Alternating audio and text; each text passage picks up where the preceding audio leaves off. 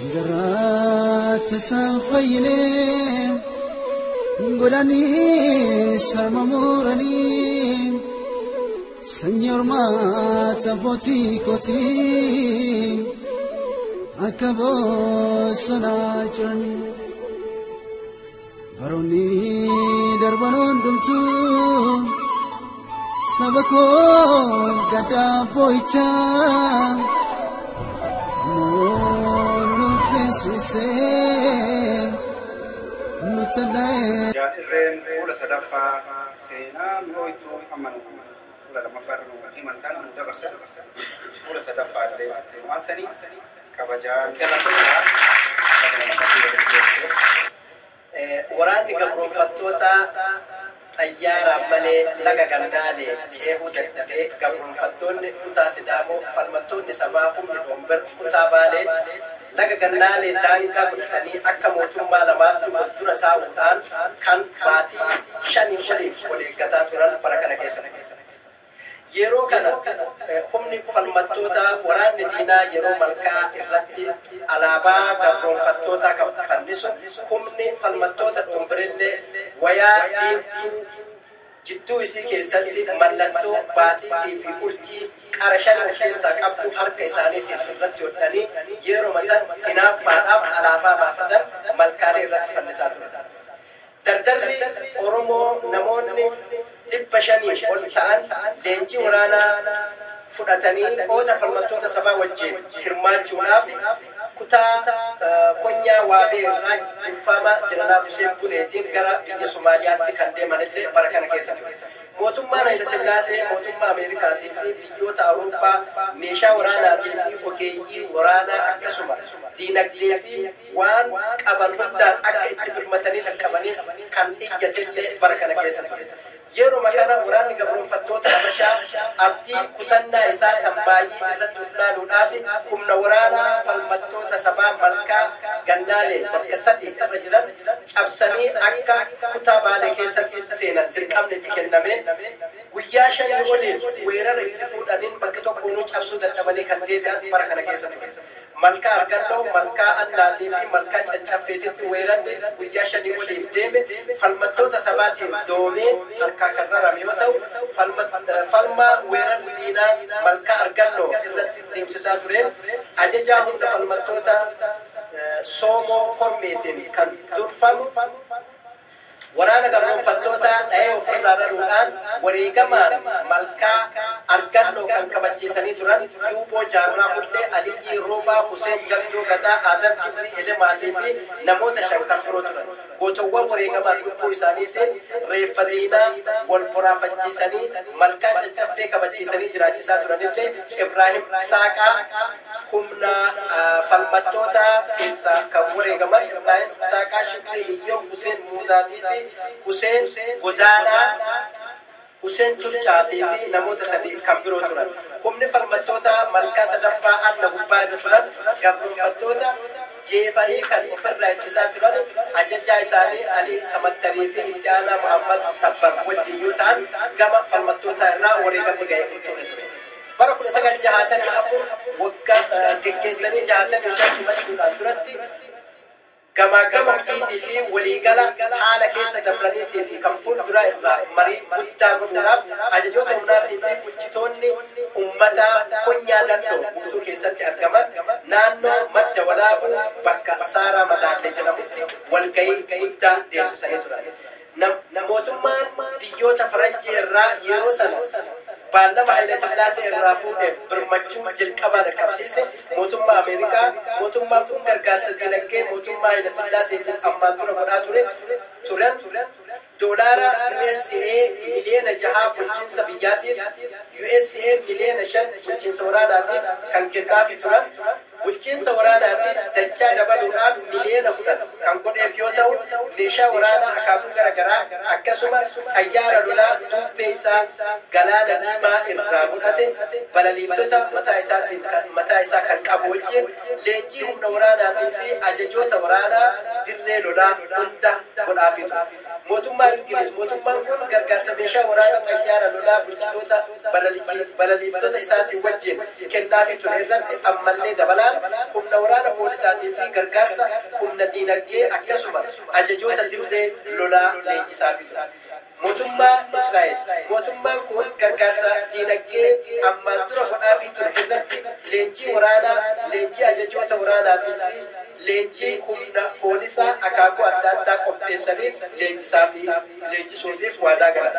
Afur mootummaa Siwiidin mootummaan kun gargaarsa leenjii humna waraanaa ajajoota waraanaatii fi leenjii humna poolisaa biyya ofiitii fi biyya Itoophiyaa keessatti illee bahii ofii danda'ee akka leenjisuuf waadaa galee. Shan mootummaa Poorchugaal mootummaan kun akka ammaan dura godhaafii ture irratti humna leenjii humna poolisootaa gargaarsa diinagdee irratti dabaluudhaan biyya keessaa fi biyya Itoophiyaatti illee akka gargaaru waadaa galee. Jaha mootummaa Indiyaa mootummaan kun gargaarsa leenjii ogeeyyii waraanaa kan poolisaatii fi humna diinagdee akka barbaachisaa ta'e hundatti dabalee fi akka gargaaru waadaa galaafii ture. Haaluma kanaan dhiibbaa dippiloomaasii kana biratti biyyoonni kunneen jahanuu dhiibbaa dippiloomaasii biyya Sumaaleetii fi biyyoota hundaan akka irratti godhaniif illee baallama irraa fuudha. Tuulli gamtaa gurmuu waraanaa Habashaa akka awwaannisaatti dachii gurraachisee gabroonfattoota Habashaa gabroonfattoonni Habashaa samii fi dachiin halkanii fi guyyaa falmattoota sabaa humna dhoomber irratti humna dhoomber dhabamsiisuu fi gargaarsa meeshaa waraanaa bifa haarayaan argatan kana itti gargaaramuudhaaf lola dhaabbataa baatii 5 oliif godhaa turaniin walumaa galatti falmattoota humna dhoomber dhabamsiisuun hafee dirree isaan bilisoomsanii ganna 2 oliif keessa turan tokko irraa duubatti deebisuu hin dandeenye. Yeroo mootummaan gabroonfattootaatii fi mootummaan isaan gargaaranillee akka malitti muddamanii murtii maayii irra jiran dhaabbatan ture. Gootichi Oromoo sooressi jaarraa abbaa gadaa nama ogummaa gaazexessaa qabu Abdul Hafiz nama jedhamu wajjin qabatee hojii boonsaa seenaan yoomiyyuu hin daganne dalaguuf bilbila ibiddaa gabroonfattoota Habashaatii fi falmattoota sabaa humna dhoomber jidduutti deemu keessa seenuun madda waraabuu dirree seenaatti kan argamellee yeroo kana keessa ture. Falmattoota humna sabaa dhoomber keessaa barumsa amantaa Islaamaa irraa kan hafe barumsa idilee kan birootii fi ilaalcha haala siyaasaa addunyaa kan kijibaan guutame kana dalaguuf tahee baranii hordofuufillee namoonni ogummaa fi fedhii qabanis hedduu keessa waan hin jirreef gootichi Oromoo jaarraa abbaa gadaa kun garuu waan kana hunda isaatu ogummaa qayoomina waan itti qabuuf keessattuu hojii dippiloomaasii dalaguuf hayyicha beekamaa Haajii Huseen Suraa nama jedhamu wajjin waliin karoorfatanii gochaa xayyaarri biyya Ingiliis Ameerikaa fi ummata keenya kana irratti raawwataa jiru kana kaameeraa waraabanii hambisuuf tolfatee reeffa ilmaan Oromoo beelladaalee gaalaa fi loon keessa ciisee qilee hallayyaa fi gaara hunda koree bu'uun birbirsa dheeraa fi bokkeen argate hunda jala seenuun dubartii dayaaciftuu fi kan dayaacaniinsuu gubbaa jirtu. Ciniinsuu irra jirtu osoo hin hafin waan xayyaarri gabroonfattoota ilmaanii wajjin gargar addaan isaa cicciree facaase hunda waraabuun akka addunyaan keessattuu biyyoota Arabaa jiddu galeessa bal'inaan dippiloomaasiin dhaqqabsiisuuf sadarkaa mootummaatii fi NGO'lee adda addaa hayyoota dhuunfaan gootichi Oromoo kun waraabbii duguuginsa sanyiitiif adda hin jirre gabroonfattoonni Habashaa meeshaa waraanaatii fi xayyaara lolaa biyyoota addunyaa tana nagarummaa isii eeguudhaaf durummaadhaan dhaabbannuuf hin jedhan irraa argatanii gocha shuukaleessaa uummata Oromoo irratti raawwataa turan kan agarsiisan yoo ta'u sadarkaa guddaatti gaaffiin diinni uummata Oromootii fi biyya Oromoo jedhamtu tun maaliif heddummaati waan jedhu mataa biyyaa fi hayyoota hedduu keessatti akka uumamu kan taasise ture. Hojiin dippiloomaasii sooressa jaarraa abbaa gadaatiin yeroo sana dalagamaa kana qofatti kan dhaabbatu hin turre. osoo hin ta'in hayyicha Oromoo haajuus fi hayyoota Oromoo biyyoota Arabaa keessa jiran hedduu waliin hidhatanii sadarkaa mootummaatti biyya hedduu keessatti qabsoo uummata Oromoo mirga abbaa biyyummaatiin isaaniitiif kabachiisuudhaaf godhaa jiran kana beeksisuudhaan waan barbaachisaa ta'e akka gargaaranii fi bira dhaabbatan fudhachiisuun waajjiroota hedduu biyyoota Arabaa adda addaa keessatti akka banamu godhanii oofisni argamee ture. Gabroonfattoonni mootummaa Habashaa gargaarsa meeshaa waraanaatii fi diinagdee Ameerikaa fi Ingiliiz dabalatee biyyoota hedduu irraa argatanii kana biraan dabalaa kan deemu yoo ta'ullee tuulli kibba Oromiyaa kutaa Baalee guutuu kutaa Sidaamoo yeroo sana walakkaa walitti deemsisaa turan hoo malee kan isaan ittiin milkaa'anii osoo hin jiraatin ganna 8 guutuu lakkaawwachiisaa ture. Keessattuu falmattoonni sabaa humni Doombir Oromiyaa kutaa Baalee konyaa Dallootii fi konyaa Waabee keessaa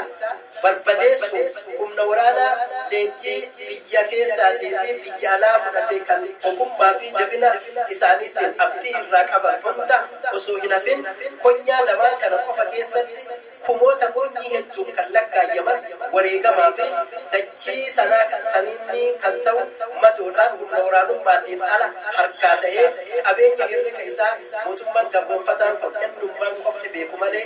beekuun hin danda'amne itti kasaaree falmattoonni humna Doombir cabsuun hafee naannoolee tokko irraa dirree haaraa isaan bilisoomsuudhaaf itti socho'an irraayyuu of ittisuu hanga dadhabu tokko keessa geessanii turan. Lolli gurguddaan 1967 dhumaa fi jalqaba irraa hanga walakkeessa 1969 gabroonfattoota falmattoota Doombir jidduutti deemaa ture lolli malkaa Arroojii kan waraanni gabroonfattoota Habashaa dhibbootaan kan lakkaayyaman abdii murannaa bakka dabre irraa battala lolaa keessaa ka'anii waaqo jechaa fuulduratti fiigaa rasaasa mataa isaaniitiin afaaniin of obaasaa ittiin dhumaa turan mootummaan humna naannoo kana keessa jiru birgeedii tokko ol ta'u humna namaatii fi qabeenya meeshaa waraanaa kuusaa Duubbee keessa jiru hunda akkasumas dhiisee harka irraa fudhachuudhaan akka waan isaa ta'iniititti kan dagate lolli diida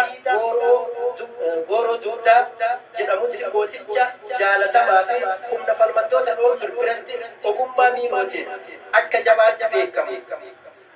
Hambaa gootowwan dabranii har'as lubbuun jiru keessaa Aliyyee Umar Aagaa miinoo halkan tokko xaxe qofaan waraanni diinaa dhibboota hedduun lakkaayyamu itti hobba'ee fi dirree hanga har'aatti tarkaanfii kudhan osoo hin dabrin buqqeen mataa namaa akka waan samii irraatti facaasanitti keessaa addaattu walumaa galaa falmattoonni Doombir 1963 irraa hanga 1970 kasaaraa hangana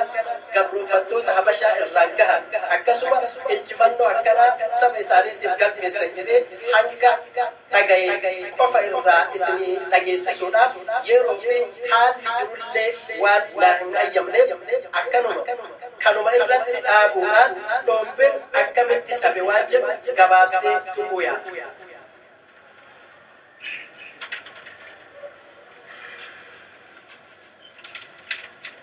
Injifannoo falmattoonni Doombir waggaa 8 kana walitti aansanii mootummaa Habashaa irratti galmeessaa turan Haayile Sillaasee bira dabree mootummoota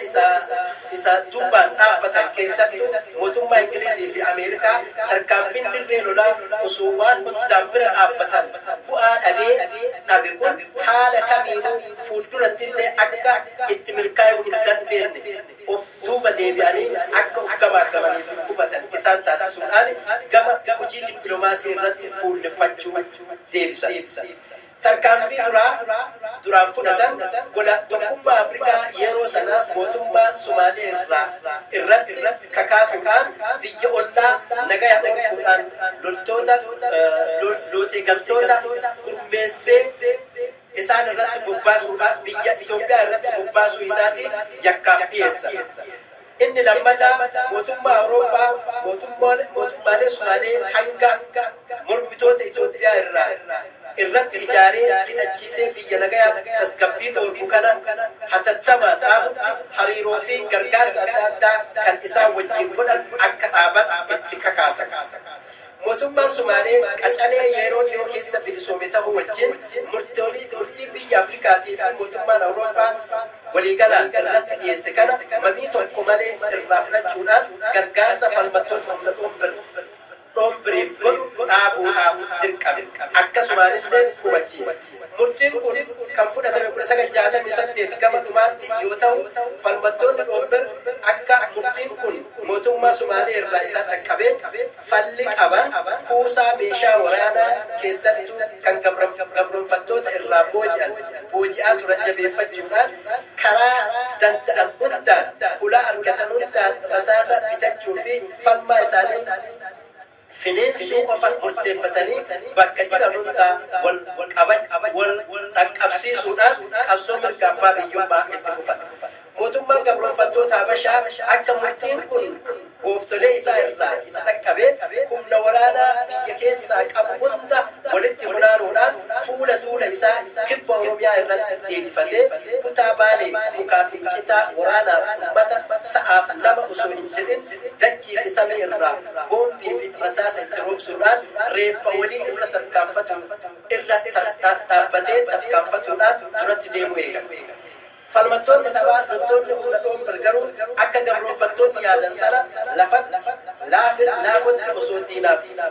kanaaf hin jilbeenfatin osoo lubbuun jirru biyya abbaa keenyaa dabarsinee nu dhaaluu arguu hin dandeenye murtii jedhu fudhatanii du'aan dabarree murtii jedhu kabajaadhaan bira dhaabbachuudhaan gargaarsaa fi isa tokko malee waggaa tokkoof baatii 8 oliif reeffa gabroonfattoota Habashaa baddaa Baalee keessatti walirraan harcaasaa turan. Gabrummaa abadaa tolaan siif hin fudhannu.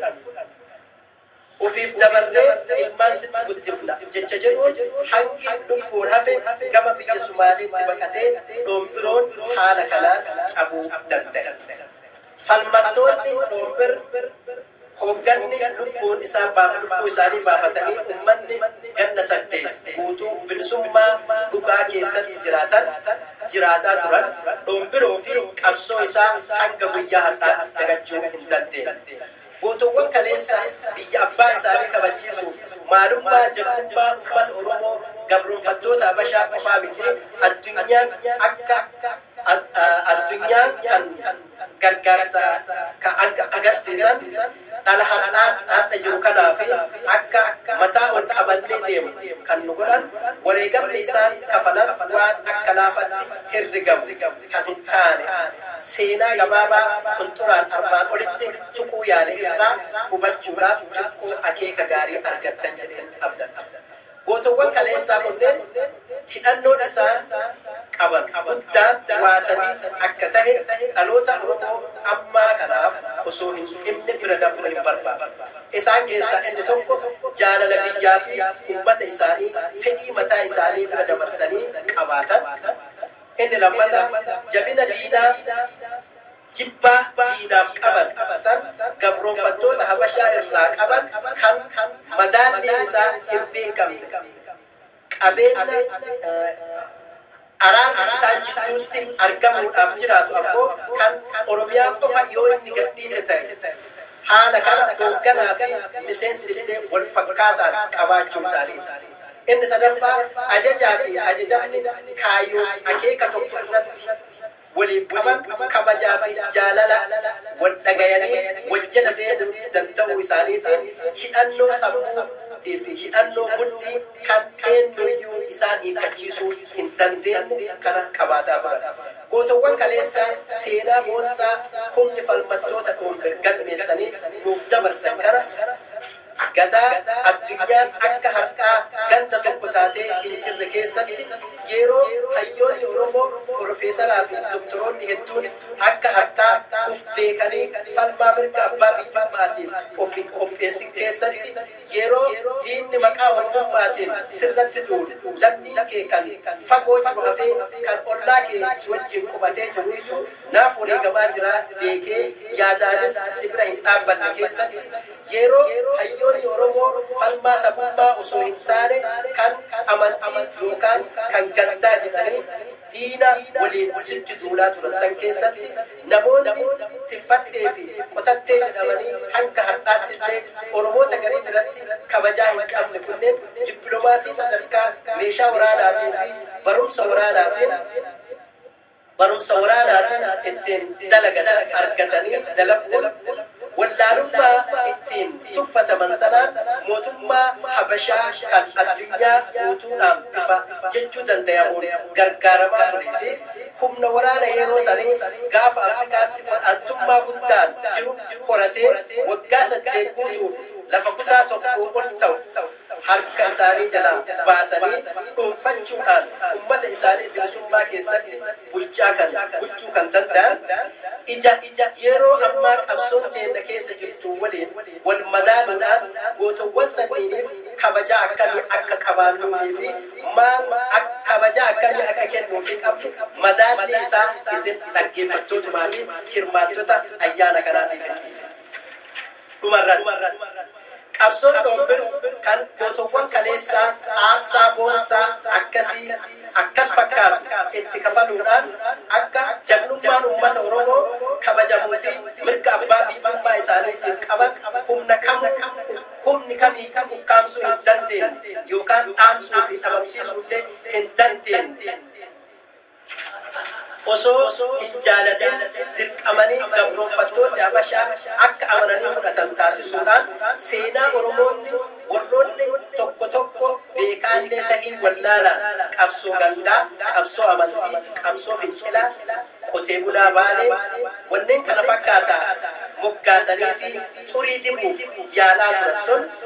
sana irraa deebi'uudhaan dhalli Oromoo ammaan tana jiru jaarraa 21ffaa keessa jiru kun madda seenaa qabsoo bilisummaa isii dhugaatii fi hangafa hundee dhugaatana galmee seenaa qorannee hubachuudhaan faajjii gootowwan sanii kaasuu fi of qopheessuudhaan dhiyeennaa fi fagootti tursinee waan silaa seenaa qabsoo ammaan dura galmeessite san irra deebinee galmeessuudhaaf harka wal qabannee tokkummaa akka gootowwan abboota keenyaa kaleessaa sanitti wal dhageettiidhaan akka wal jala deemuu dandeenya. Haala qabsoo teessa keessa jiru ijaanuu fi gurraan dhaga'uu qofaan osoo hin taane sammuu duubaa fi duratti deebifnee seenaa kaleessaa keessa dabrinee xiinxalluudhaan yaaduu fi wareegama abboonni keenya itti nuuf dabarsanii dhaamsaa fi galfata isaan nuuf kaayan guyyaa goototaa, guyyaa qabsoo, guyyaa woboo wanneen kana fakkaataa jechuudhaan ayyaaneffachuu qofa osoo hin taane waan dandeenyu hunda dalaguudhaaf dhugaa gootowwan dalagansan ol kaafnee faajjiif galfata isaanii san bakkaan ga'uudhaaf hundee seenaa dhugaatana irra deddeebinee haa qorannoo isinii jenna.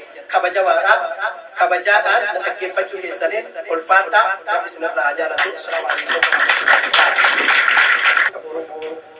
As keessa jiru kabiyyoota hunda keessa jiraniif ammallee Oromiyaa keessa hunda dhaamsa dabarsuuf mee harka ho'aa akka nu kennan.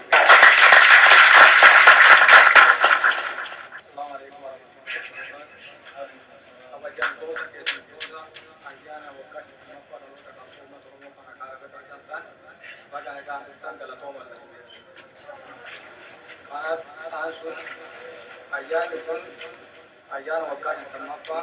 dhaloota qabsoo uummata Oromoo akka ta'e saba Oromoo maraa fi waliigalatti seenaa galmee addunyaa hundatti ragaa baha.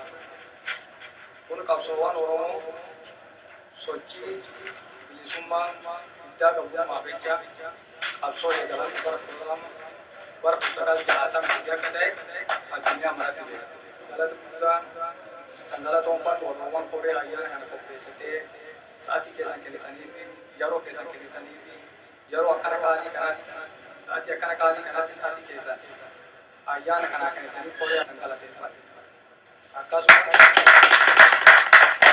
uummata Oromoo xiqqaaf guddaa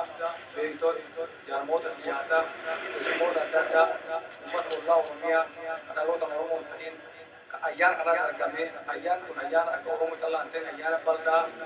ollaan Oromoo sabaa mara namoota kan irraa argamee fudhatan kan hundayyuu ni galatoomfata.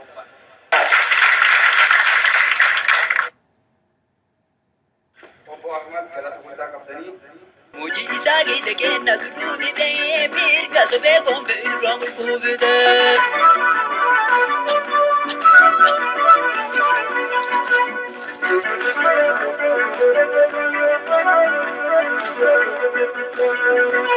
Kapson kalle jede gaba darra gale lula lula ke gaba durma gale.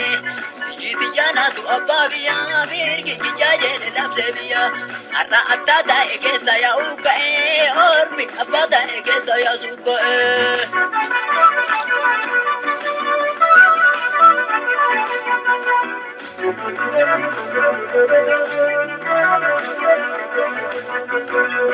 Babiya jeru jeru dubatani biya ubira tagugatani Abba mirga jeru jeru dubatani mirga ubira atamulbatani Abba miti boji amtururu gabi abba biya ubimuru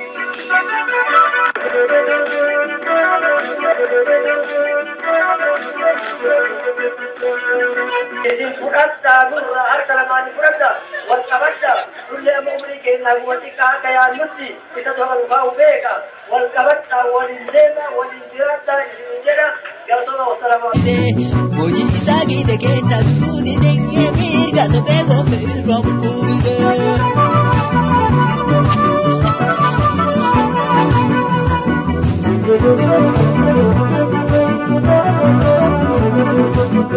Kapson kalle jede gaba darra gale luga lura ke gaba durma gale Jitiyana tu abba biya mirgi kiya jede labse biya Arra atta da ege saya uka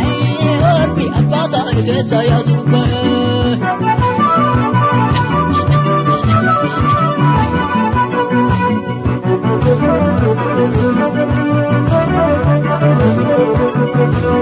Abba biya jeru jeru dubatani biya ubira tagugatani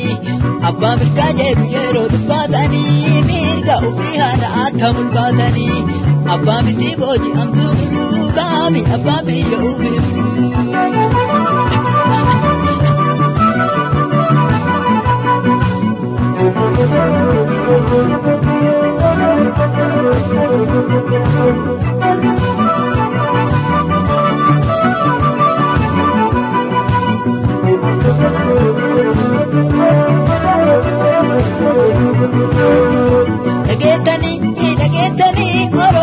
Nagetani Oromo nagetani kagobanan sobudu gasetani warija alajetani senabara gajara asobe gara jarisi sobatara